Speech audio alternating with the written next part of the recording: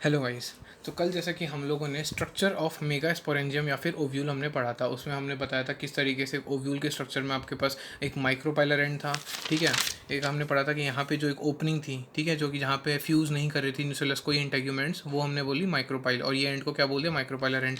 Plus उसके opposite chalazal end, chalazal end हमने बोला बेसल पार्ट होता है ओव्यूल का। ठीक है, इस तरीके से हमने कई बातें की थी। इसके अलावा हमने बताया था ओव्यूल अलग अलग टाइप के होते हैं। हमने बताया था ऑर्थोट्रोपस, एनाट्रोपस, जो मोस्ट कॉमन था वो एनाट्रोपस ओव्यूल था। ठीक है, अब मैंने स्पेसिफिकली माइक्रोपाइल और थलाजा को ही क्यों रिवाइज करा है, क्योंकि आज उनका बहुत इंपॉर्टेंट रोल है। क्योंकि आज हम पढ़ने जा रहे हैं मेगा स्पोरोजेनेसिस। Mega sporogenesis. ठीक है, आप लोगों ने माइक्रोस्पोरोजेनेसिस पढ़ा था। क्या था? सिस मतलब प्रोसेस, जन मतलब जनरेशन। तो द प्रोसेस ऑफ फॉर्मेशन या generation of microspore was known as microsporogenesis. उसी तरीके से process of formation of megaspore, megaspore का जो फॉर्मेशन होता है, ठीक है, कहाँ से? अब उसमें क्या था? माइक्रोस्पोर मदर सेल, तो इसमें क्या आ जाएगी? Megaspore mother cell. ठीक है, सारी चीज़ें वही है, बस यहाँ पे मेगास्पोर आ गया। इज़ नोन एज आपका मेगास्पोरोजेनेसिस। तो समझ में आ गया होगा मेगास्पोरोजेनेसिस क्या होता है। मेगास्पोर का बनना किसके थ्रू? मेगास्पोर मदर सेल के थ्रू, एमएमसी। वहाँ पे अपन पीएमसी था बोला था अपन ने, उसको आप माइक्रोस्पोर मदर सेल बोल सकते हो, पर मोस्ट कॉमनली अपन ने उसको पॉलन मदर सेल बोला था, किसमें? मेल गेमेटोफाइट बनाते टाइम। अब अपन अभी क्या बना रहे हैं? मेगास्पोर का फॉर्मेशन कर रहे हैं। तो देखो कैसे होगा। देखो, अगर मैं बात करूँ तो ओव्यूल्स जो होते हैं, देखो क्या होता है, जो भी ओव्यूल्स जो होते हैं, ओव्यूल्स जनरली डिफ्रेंशिएट कर जाते हैं। देखिए, डिफ्रेंशिएट करते हैं एक सिंगल मेगास्पोर मदर सेल को। कहाँ पे? माइक्रोपाइलर रीजन में। ठीक है, जो माइक्रोपाइलर रीजन में डिफ्रेंशिएट करते हैं सिंगल मेगास्पोर मदर सेल को ऑफ दी न्यूसेलस। देखिए मैं बताऊँ इस लाइन का क्या मतलब हुआ। देखिए होता क्या है, अब हमने बोला न्यूसेलस है, ठीक है, अब न्यूसेलस के अंदर मिलता है ये जो हमने क्या बोला, आपका अल्टीमेटली जो एम्ब्रियो सैक है वो कहाँ बनाया था? न्यूसेलस के अंदर एम्ब्रियो सैक बनाया ना हमने। तो मतलब आपका जो मेगास्पोर मदर सेल मिलेगा वो कहाँ मिलेगा? न्यूसेलस में मिलेगा। अब न्यूसेलस के अंदर होते बहुत सारे मेगास्पोर मदर सेल हैं, जैसे हमने वहाँ पर भी देखे स्पोरोजेनस टिश्यू थे। ठीक है, मैं कंपेयर करते हुए बताऊँगा ताकि आप लोग को वो भी रिकॉल होता रहे और आप लोग उससे कंपेयर करके समझ सकें। जैसे हमने वहाँ क्या बताया था, स्पोरोजेनस टिश्यू था, वो हमने बोला कई सारे होते हैं, जैसे चार हमने बोला टेट्रास्पोरेंजिएट थे, तो चार अलग अलग जगह कोई भी एक मेगास्पोर मदर सेल बन सकता है। तो यहाँ पर भी क्या होता है, ओव्यूल जो होते हैं वो डिफ्रेंशिएट कर लेते हैं, ठीक है, एक सिंगल मेगास्पोर मदर सेल को। और कौन से रीजन में? माइक्रोपाइलर रीजन में। अब हमने बोला न्यूक्लियस के ऊपर कौन सा हुआ, यहाँ पे जो एक रीजन था, हमने एनाट्रोपस का मैं एग्जांपल दूं तो ऊपर माइक्रोपाइलर रीजन था, नीचे चलाजल रीजन था। तो माइक्रोपाइलर रीजन में जो मेगास्पोर मदर सेल है वो डिफ्रेंशिएट हो जाता है और उससे अल्टीमेटली मेगास्पोर का फॉर्मेशन होगा इसमें। ठीक है, अब क्या होता है, ये जो मेगास्पोर मदर सेल है, ठीक है, ये जो आपका एमएमसी है, अब अगर मैं इसकी बात करूँ तो ये एक लार्ज सेल होता है। ठीक है, लार्ज सेल होगा। और इसमें क्या प्रेजेंट होता है? इसमें प्रेजेंट होता है डेंस साइटोप्लाज्म। साइटोप्लाज्म कैसा होता है? इसका डेंस होता है, घना साइटोप्लाज्म होता है इसमें। ठीक है, एंड अ प्रोमिनेंट न्यूक्लियस। और जो न्यूक्लियस होता है प्रोमिनेंट होता है, एक न्यूक्लियस मिलता है, प्रोमिनेंट न्यूक्लियस इसमें देखने को मिलता है। ठीक है, अब ये जो मेगास्पोर मदर सेल है जो कि कौन से रीजन में है? माइक्रोपाइलर रीजन में। ये इंपॉर्टेंट है, इसमें रीजन क्योंकि पूछते हैं कि क्योंकि बहुत सारे मेगास्पोर मदर सेल होते हैं, उसमें से डिफ्रेंशिएट कहाँ पे होता है, और जो मेगास्पोर मदर सेल मेगास्पोर का फॉर्मेशन करेगा वो कहाँ मिलेगा? माइक्रोपाइलर रीजन में मिलेगा। ठीक है, अब ये जो मेगास्पोर मदर सेल है क्या करेगा? ऑब्वियसली मियोटिक डिवीजन करेगा, अंडर गो मियोटिक डिवीजन। अब ये कर रहा है मियोटिक डिवीजन। ठीक है, तो अब किसका प्रोडक्शन करेगा? ये प्रोडक्शन करेगा 4 मेगा स्पोर्स का।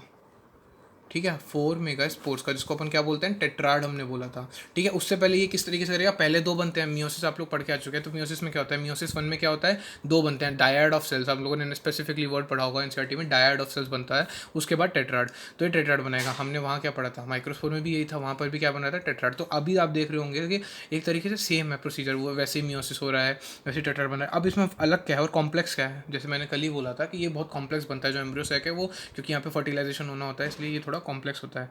तो इसमें क्या है, देखिए उसकी हम बात करेंगे। तो ये तो हमारा क्या बन गया? 4 मेगास्पोर बन गए। अब लेकिन हमको क्या बनाना है? हमको तो बनाना है फीमेल गेमेटोफाइट। हमको क्या बनाया? जैसे हमने वहाँ पे हमारा जो माइक्रोस्पोर बना था अल्टीमेटली, उससे हमने क्या बनाया था? हमने पोलन ग्रेन का फॉर्मेशन किया था, क्योंकि वो हमारा मेल गेमेटोफाइट था। अब यहाँ फीमेल गेमेटोफाइट बनेंगे।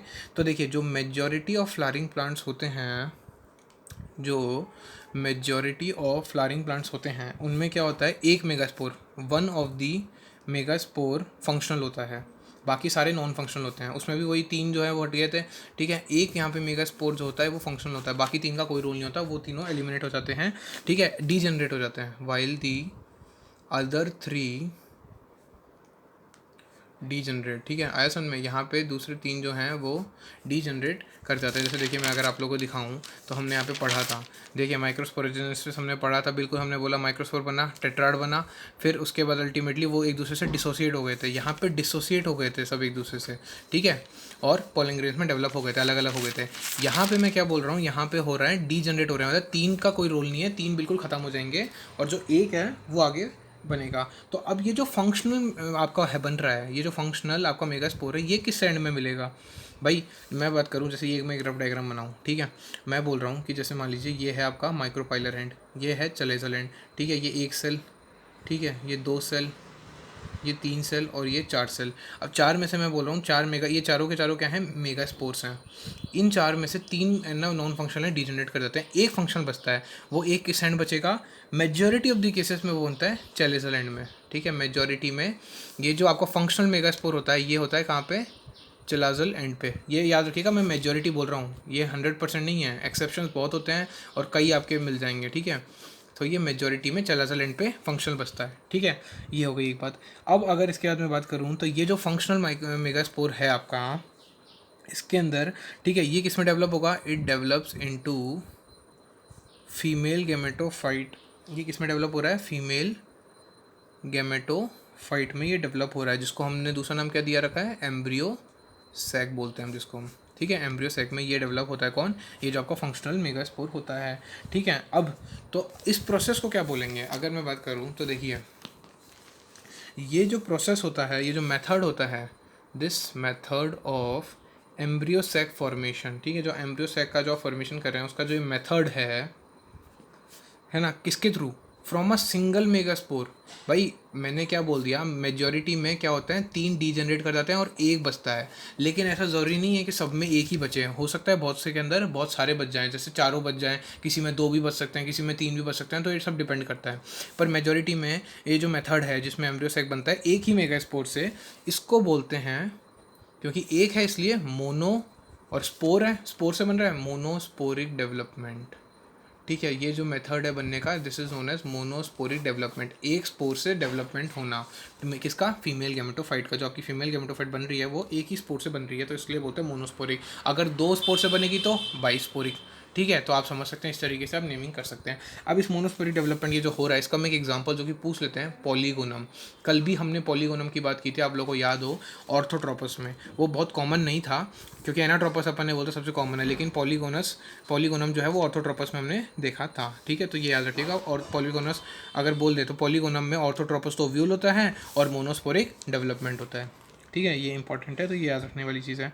इसके अलावा अगर मैं बात करूँ, एनसीईआरटी पूछती है, क्वेश्चन एनसीईआरटी ने पूछा है वही जैसे मैंने पिछले एक वीडियो में दिया था, इसी तरह से इस वीडियो में मेरा क्वेश्चन है, आपको प्लॉइडी बतानी है। क्योंकि मैं सब कुछ पढ़ा चुका हूँ तो बड़े आराम से आप बता सकते हैं।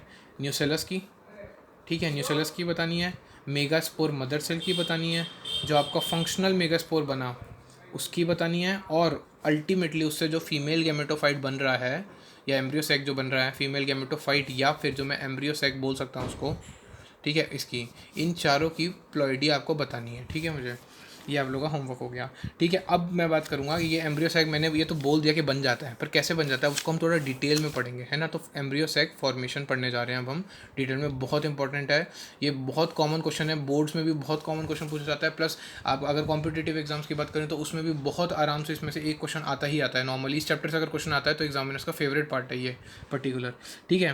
तो अब अगर मैं बात करूँ कैसे बनता है, तो देखिए मैंने बोला जो आपका फंक्शनल मेगास्पोर है उसमें न्यूक्लियस मिलेगा, ठीक है। तो जो न्यूक्लियस होगा फंक्शनल मेगास्पोर का, जो आपका न्यूक्लियस होगा वो कैसे डिवाइड करता है, माइटोटिकली।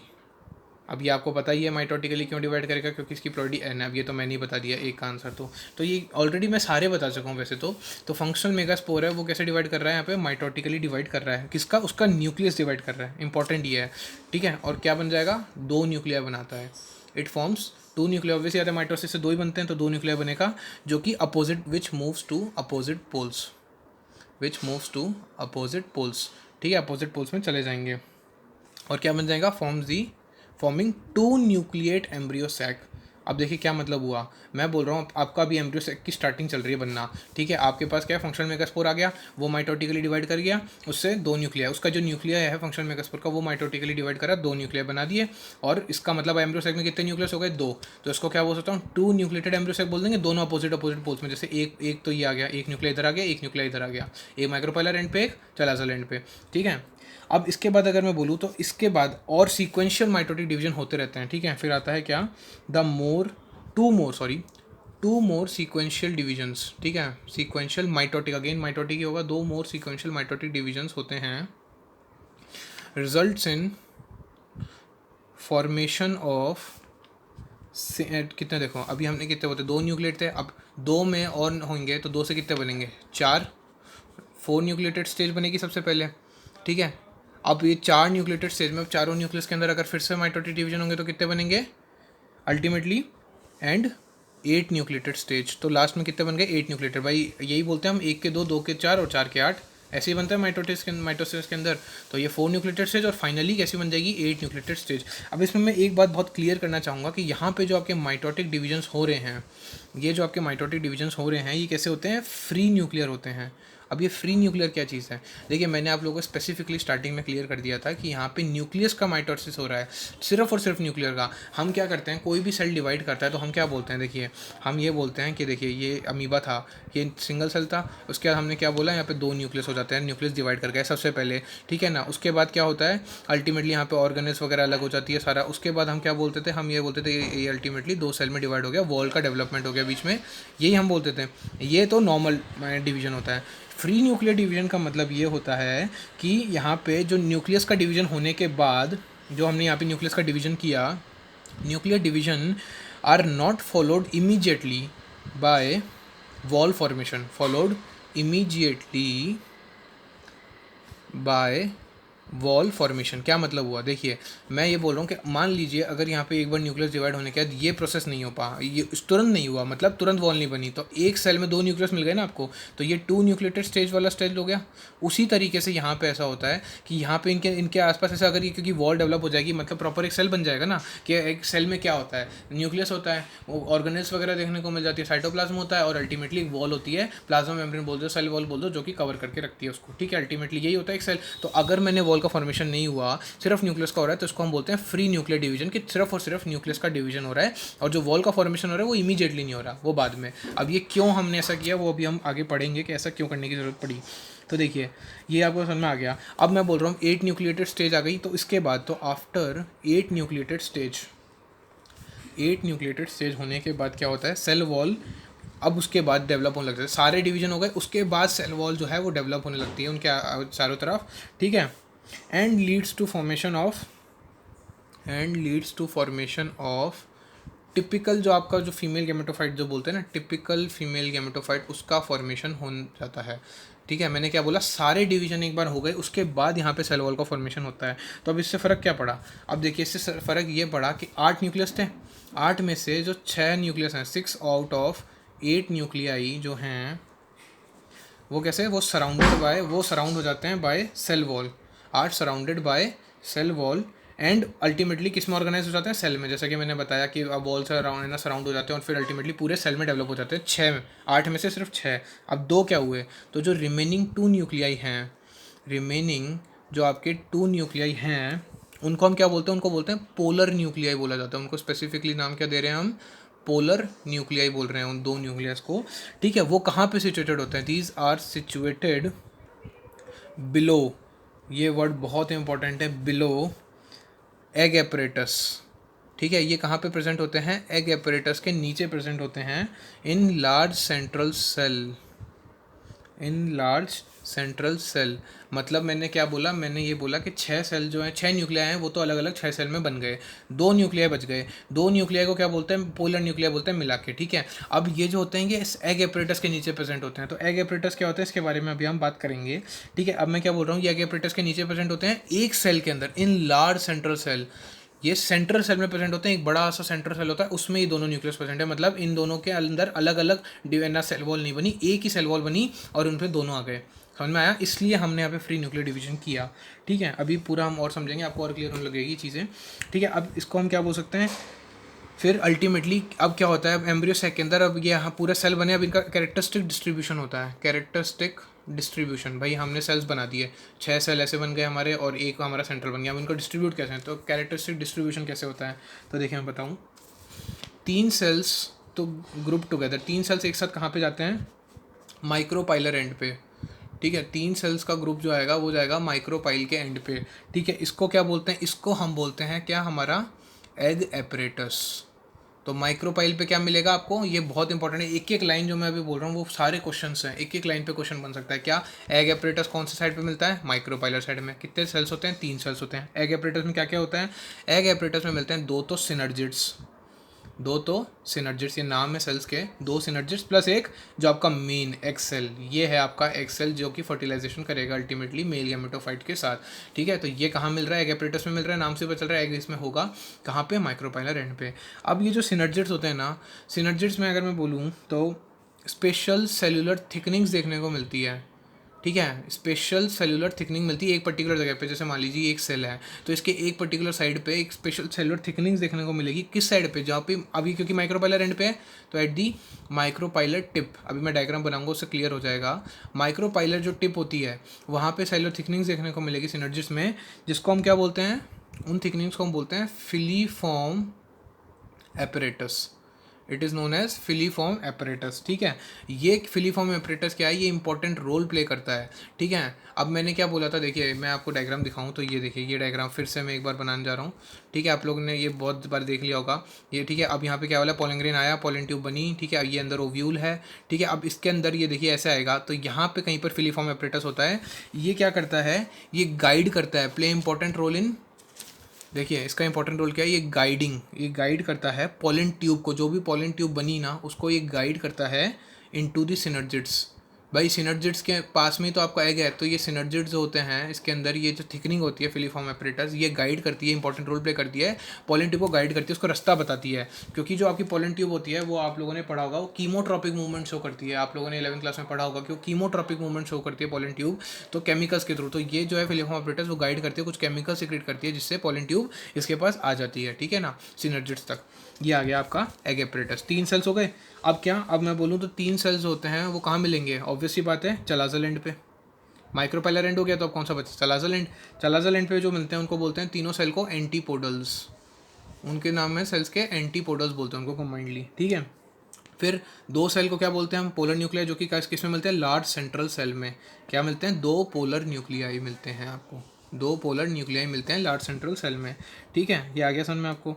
अब अगर मैं बात करूँ तो आप लोग एक चीज़ देख चुके होंगे कि न्यूक्लियस कितने हैं टोटल, 8 न्यूक्लिएटेड हैं, 8 न्यूक्लिएटेड, और सेल्स तो कितने हैं, 6 और 1 7, तो 7 सेल्ड 8 न्यूक्लिएटेड, 7 सेल्ड 8 न्यूक्लिएटेड। ये टिपिकल एंजियोस्पर्म का एम्ब्रियो सैक होता है, एम्ब्रियो सैक, टिपिकल एंजियोस्पर्म का एम्ब्रियो सैक। आप लोग के नीट में जो है पता नहीं ना जाने कितनी बार ये क्वेश्चन आ चुका होगा, आप लोग के बोर्ड्स में ना जाने कितनी बार ये समझाने को आ चुका होगा कि एक्सप्लेन दी 7 सेल्ड 8 न्यूक्लिएटेड, या फिर explain the formation of embryo sac in typical angiosperms, इतनी ना जाने बार ये क्वेश्चन आ चुका है। और आंसर क्या होता है, जो टिपिकल एंजियोस्पर्म में 7 सेल्ड 8 न्यूक्लिएटेड आपको स्ट्रक्चर देखने को मिल जाता है मैच्योरिटी पे, ऑन मैच्योरिटी, ऑब्वियस ही बात है मैच्योर होगा उसके बाद ही देखने को ये मिलेगा ऐसा।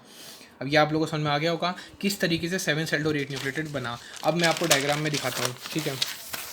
देखिए अब हम डायग्राम देखेंगे, तो सबसे पहले मैं आपको डायग्राम दिखाऊं तो जैसे कि मैंने आप लोगों को बताया था, ठीक है। मैं आपको एक रफ डायग्राम बताऊं सबसे पहले, तो देखिए क्या है उसमें, हमने क्या बोलता, वो 2 अलग अलग एंड पे चले गए थे, हमने बोला पहले एक न्यूक्लियस से 2 बने थे, जो फंक्शनल मेगास्पोर था उससे 2 बने, ये देखिए 2 बन गए, अलग अलग अपने एंड पे चले गए।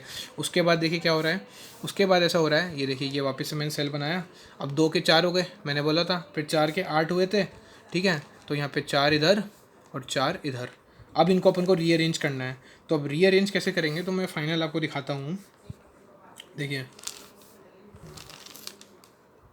ये आ गया। अब आपके ये बोल दूँ मैं चलाजल एंड, ठीक है, और ये मैं बोल दूँ अगर आपको माइक्रोपाइलर एंड, ठीक है।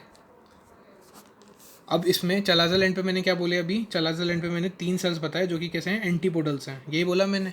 तो ये लीजिए, ठीक है, ये 1 ये 2 ये 3, ये 1 ये 2 ये 3, ये 3 सेल्स आ गए, इनको क्या बोला हमने, एंटीपोडल्स बोला चलाजल एंड पे, ठीक है। अब इसके अलावा अब मैं बात करूँ तो अब और क्या चीज़ है अपने पास, अब अपने पास ये माइक्रोपाइलर एंड है। माइक्रोपाइलर एंड पे क्या देखने को मिल रहा है आपको, ये देखिए माइक्रोपाइलर एंड पे देखने को मिल रहा है आपको 3 सेल्स वहाँ पे भी देखने को मिले थे, ठीक है, जिसमें से 2 तो आपको क्या है सिनर्जिड्स, और एक आपको ये देखिए ये अलग से देखने को मिल रहा है, ये है एग सेल। इन दोनों को मिला के क्या बना रहे हैं हम, एग एपरेटस। ये आ गया होगा समझ में। यहाँ पे देखिए, यहाँ पे आपको ये ऐसे थिकनिंग्स देखने को मिलेगी जो कि नोन है फिलीफॉर्म एपरेटस, फिलीफॉर्म एपरेटस, ठीक है, क्योंकि ये देखिए माइक्रोपाइलेट टिप आ गया, टिप पे मिलती है ये भी समझ में आ गया। बीच में ये देखिए कुछ इस तरीके से ऐसे ही बनता है जब सेल डिवाइड होना होता है। ये आ गए पोलर न्यूक्लियाई, और इसका नाम आ गया आपका सेंट्रल सेल। आ गया समझ में। ये है आपका टिपिकल एम्ब्रियो सैक, एंजियोस्पर्म्स का जो टिपिकल एम्ब्रियो सैक है वो है ये, ठीक है। इसमें अब मैं एक चीज़ और आपको क्लेरिफाई कर दूं पहले ही, मैंने बोला, आप लोगों ने ध्यान दिया होगा, ये देखिए, और बहुत अच्छी चीज़ है, मैंने बोला कि जो पोलर न्यूक्लिया है ये situated below the egg apparatus. क्या ऐसा है सही में? पोलर न्यूक्लिया तो एग एपरेटस के ऊपर दिख रहे हैं ना आपको, तो ये तो फिर मैंने शायद गलत बोला है। एक बार सोचिए ध्यान से, इस डायग्राम में आपको ऐसा लग रहा है, लेकिन मैंने एक लाइन आपको लास्ट लेक्चर में बताई थी क्या, कि जो चलाजा है that is the basal part of ovule, ठीक है, मतलब ये कोई दूसरे टाइप का ओव्यूल है जिसमें चलाजा ऊपर मिल रहा है, पर चलाजा तो हमेशा बेसल पार्ट है। अगर ये बेसल पार्ट है तो अगर मैं इसको उल्टा बना दूँ, उल्टा देखूँ, अब देखिए चलाजा नीचे की तरफ आ गया, ये एग एपरेटस के नीचे ही है ना, पोलर न्यूक्लिया मिल गया, क्योंकि ये तो बेस में मिलेगा, चलाजा लैंड हमेशा बेस पे होता है। तो अब आपको समझ में आ गया होगा कि एग एपरेटस के ये नीचे मिलता है। डायग्राम में आपको ऐसा ज़रूर लग सकता है कि नहीं ये ऊपर है, लेकिन अल्टीमेटली आपको ये लाइन दिमाग में रखनी है कि chalaza is the basal part of the ovule, तो मतलब ये फिर बेस पे मिलेगा, तो उस हिसाब से ये अरेंजमेंट सही है, ठीक है। ये हमारा लेक्चर ऐसा इंपॉर्टेंट था और ये ख़त्म हो गया है।